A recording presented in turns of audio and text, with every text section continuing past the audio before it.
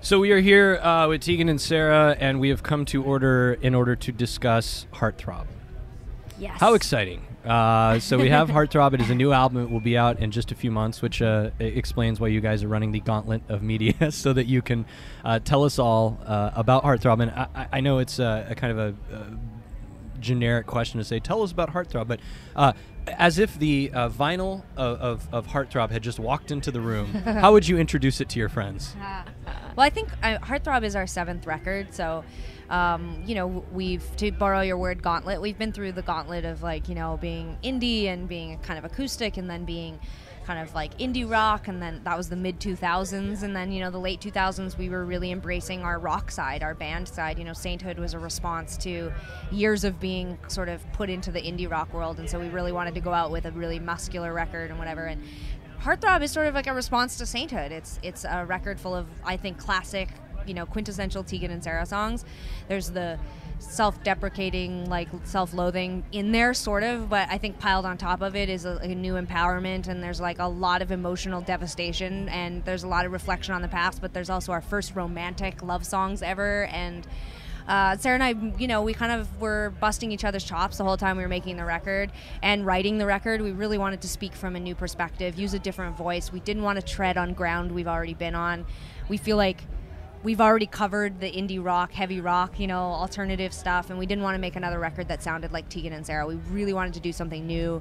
We sort of closed that chapter. It's our 30s. We're, you know, entering our 2nd decade of being in this industry, and we didn't want to seem tired. We didn't want to seem old school. Like, we really wanted to do something fresh and new.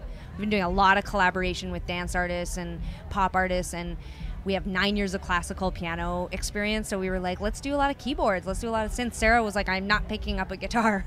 I wrote a lot of my songs on guitar, but it feels fresh. I mean, I think if Heartthrob walked in right now, you'd be like, what's that fresh record? So can you just cut all the beginning stuff and then just do that line?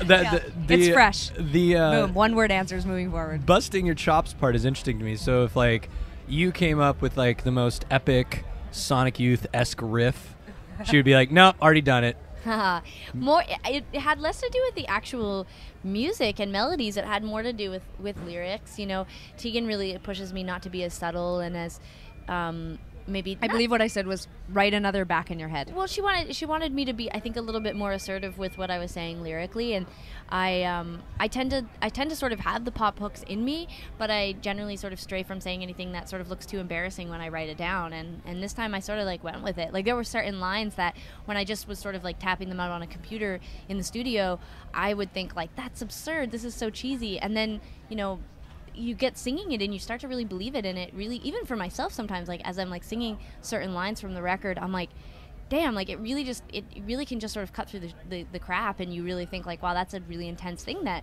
that I'm trying to connect, you know, to these strangers with. And in particular, there's a song called Now I'm All Messed Up, and I wasn't even writing it for myself. I was trying to write it for I was sort of writing on spec for like pop people, and I was like, it's much easier for me when I'm thinking like, oh, well, then so-and-so can sing this. Like, I would never sing this, but so-and-so would sing it. And then all of a sudden I'm singing it, and I'm thinking like, this is way more intense than something I would write, because I would probably use a bunch of bells and whistles to hide what I was really saying. And so I think that's sort of what we mean by busting each other's chops. Like, it seemed like you were trying to bells and whistles it up too much. It was like, take it off, get rid of that shit, you know? So you guys, for a couple punkers, have written what might be one of the greatest pop songs of the year with Closer. Oh, thank you. And I was reading a little bit, you guys talking about what the lyrical content of that meant.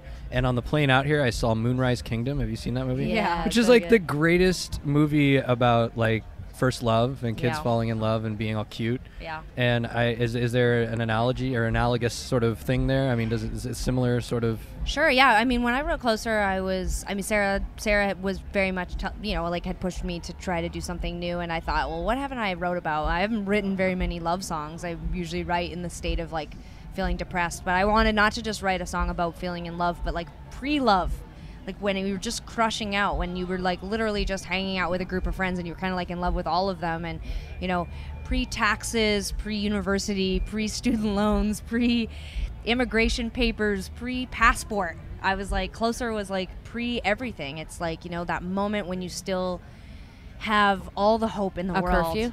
Yeah, and a curfew. All the hope in the world and a curfew. And I had this moment when I started writing the lyrics where I was like, God, like, I feel so happy when I think about that time. And yet it was such a devastating time in a strange way. We were unsure about our futures, and we were unsure about, you know, what we wanted to do with our lives. And yet there was so much hope. And like all that hope gets squeezed out every year.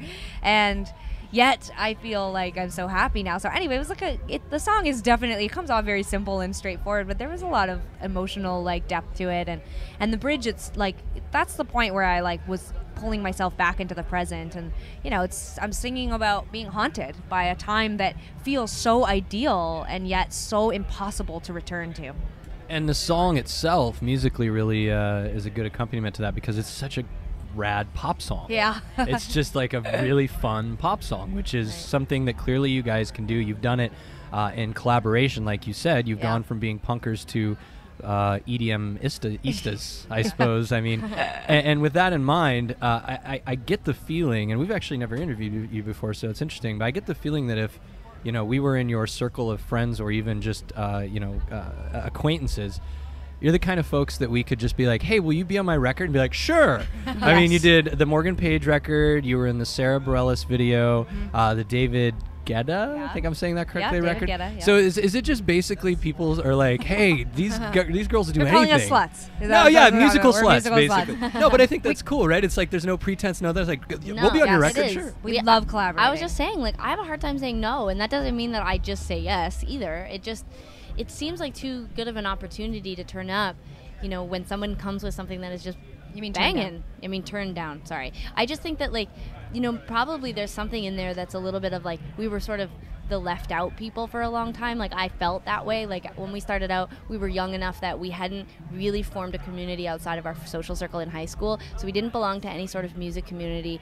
We didn't really get picked up by any of the blogs or any of the hipster sites initially, and none of the big media really was aware of us, and we just kind of were like isolated. And then all of a sudden, after like 10 years of working and sort of like head down and making music and albums, all of a sudden people start to go, oh yeah, I really like your voice, like come over and sing on this thing that I just wrote. And it's just like, really? Okay, sure, I'll come over and do that. And it sort of becomes like, oh my God, I don't want to say no to anything. And like you mentioned, a number of the collaborations we've done, they've ended up being, I mean, yielding, I think, really cool results. I mean, the biggest one probably thus far has been with Tiesto, not just, you know, singing for him, but actually working with him and writing a track. That was incredibly, it was a learning experience for me, working with the type of producer who would say, yeah, cool chorus, like write me 6 more, like better ones. And I just remember thinking, like, I can't even imagine Chris Walla, who produced the con, coming to us and being like, cool, yeah, back in your head, it's all right, but like, can you write 6 more choruses and just make them better? I would have been like, you know, devastated. I would have been like, no, Chris Walla, no way, you know, like, whereas like working with Tiesto, you just have to be like, yes, I will write 6 more banging choruses for you. So it was a cool experience. Yeah, and it's interesting in that process as well, because again, in EDM, a lot of times the female vocal is just like a faceless person. You never know who it is. Yeah. But with you guys, like, we know, okay, well, it's Tegan and or Sara, and so now that voice on a lot of this EDM stuff that you guys are doing actually has an identity behind it, and you can track it. So yeah, you made mention earlier of immigration and stuff. I'm not going to give you any hard immigration questions, but you are both at least part-time U.S. residents at this point, right? Mm-hmm. So are you legally allowed? No, are you completely astonished at our political process at this point? You know what? Honestly, I think I feel proud that everybody in America thinks Canadian politics are so much better. I mean, we have a conservative Well, your prime government. minister's a nut right now, but generally speaking, the parliamentary system. Exactly. Parliamentary system is awesome, and having multi-parties, like not just having 2 to choose from, is very helpful. And Canadians in general, like obviously there's like a different attitude to the whole system, and we're obviously much more into social programs and education, healthcare, et cetera, et cetera, et cetera. But no, we're not judging America. We love this country. We consider it half ours, and we're here a lot, and we date people who live here, and we have, you know, work visas and spend an enormous amount of time here. We have family here. It mostly makes us feel so sad that there are so many, like millions and millions and millions of people in this country who don't realize that they could have it so much better, and also that you just watch these 2 parties that seem so intent on just destroying each other rather than actually helping this country. And I just feel like I just feel like if I lived here, I would just be so angry all the time, because Democrat or Republican doesn't matter to me anymore. I'm just so tired of watching privileged people sit around talking about how to undo the other party. How about fix your country? You know, and there are just so many amazing people in America, and I just look at them and they're so frustrated and they're so angry, and I just wish that we could help them, like by creating a parliament for them. But ultimately, we are, you know, really excited about the election, and we're doing our best to stay positive. And, you know, right now we're just really hoping that we don't go backwards. You know, marriage equality and gay rights and a woman's right to choose, and, you know, so many other things are so important. Healthcare, etc. The education system in America needs fixing. Like, I really hope that people continue to move in that direction. It would be so sad to see people move backwards. So wait, you mean in Canada you don't have a panel of old white men talking about your vagina? Well, oh my God, Canadians would die literally if you were like, Stephen Harper, we're talking about abortion. He would just literally like probably keel over. You know, I mean, people would be surprised. I mean, there's still a lot of conservative, you know, white panels of men and polar bears and seals and stuff just talking about our vaginas all the time. But I just think, you know, it's a little bit different, and I think you're looking at a socially. I think the complicated thing about America is that people are really different. This is a massive country with a lot of people. Canada is a smaller group of people. It's easier to govern a smaller group of people. It just is. We're a little closer together. Civil. We're a little bit more civil. We're a little bit more relaxed, and I think I think that this country there is a great divide. There just is. A lot of people want things to be one way, and a lot of people want things to be the other way. Okay, well, I'm getting the wrap it up from your tour manager, who, by the way, smells fantastic. Oh yeah, you should tell him that. Seriously, he smells really good. Like, he's our manager, and we make him smell like that. Yeah, it's like whatever Bath and Body Works thing he's using he smells really good. We're like, you better be up on your hygiene when you're hanging with us. But I got to ask you one final question. We're asking all the bands, and it's really applicable to you guys. So it's a two-part question. Number one, if you were to find out that Mitt Romney was using one of your songs for his campaign rallies, A, what is your initial response? And then B, knowing that he would have no concept of the actual meaning behind it, what would be the one in a subversive way that you would most like him to use? Okay. Oh my God, I have it. Okay, I have it. Go. First of all, if we found out he was using one of our songs, we would be one of those bands that would definitely be. I'm already furious that he's using the Friday Night Lights slogan. Yeah, we would be like, no, that would not work. Sarah and I would fly over there, and we would not be okay with it. But the song that I would like them to misuse would be the song "I Was Married" off of The Con, which is about the idea that, like, no matter who you are, like, you should be loved anyway, and the idea you can't bully someone into being different, and like Sarah reflecting on this incredible union she had with her partner and the process that they went under to have her become a Canadian resident and this whole thing. I would like them to misuse that song to stand up for hetero marriage and the sanctity of hetero marriage. That's what I would like, because I would just think that would be so funny. That is perfect. That is fantastic. Thank you so much for the time. Thanks I really for having appreciate us. it. Our pleasure. Thanks for letting us be slackers.